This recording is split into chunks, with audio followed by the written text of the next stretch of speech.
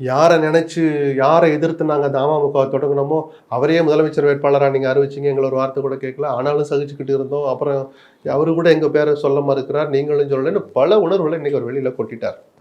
ஏன்னா நேற்றுல இருந்து பிஜேபியும் தவிச்சு போயிட்டா, தினகரன் ஓபிஎஸ் என்ற இருபெரும் சக்திகள் கூட்டணியிலிருந்து வெளியே போனா என்டிஏ காலி அப்படி சொல்லலாம். ஆனால் 2 பேரும் என்ன தாக்கத்தை ஏற்படுத்துவாங்கன்னு சாதாரண அரசியல் புரிஞ்சவனுக்கும் புரியும், பிஜேபிக்கும் புரிஞ்சதுனாலதான் ஓபிஎஸ் போன போது மௌனமா இருந்த பிஜேபி நேற்று தினகரனும் போன பிறகு நேத்தெல்லாம் பதட்டமா இருக்கிறதா ஒரு தகவல் எனக்கு வந்துட்டு இருக்கு. ஏதோ பண்றாங்க. அண்ணாமலை நான் பேசிட்டேன் போன்ல, கொஞ்சம் பொறுமையா இருங்கன்னு. ஓபிஎஸ் போனப்போ அண்ணாமலை இவ்வளவு பதறல, தினகரன் போன போது கூடுதலா பதறாங்க.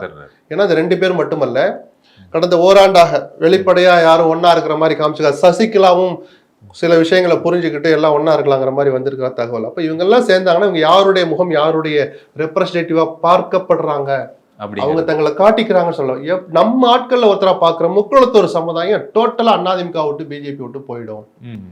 அந்த பதட்டம் பிஜேபிக்கு வந்துருச்சு. எந்த ஒரு கம்யூனல் ஈக்குவேஷனை மனசுல வச்சு கவுண்டர் சமுதாயத்தை சேர்ந்த அண்ணாமலை நீக்கிட்டு பெரும்பான்மை சமுதாயம் முக்குளத்தூர் நயினாரை கொண்டு வந்தா அந்த ஓட் பேங்கை வாங்கலான்னு பிஜேபி நினைச்சிச்சோ, அந்த முக்குளத்தூர் தான் இன்னைக்கு முதல் எதிரியா இருக்கிறான் பிஜேபிக்கும் அதிமுகவுக்கும். அந்த சூழலை கொண்டு வந்து ஏற்படுத்தினது நயினார் நாகேந்திரனும் எடப்பாடி தான்.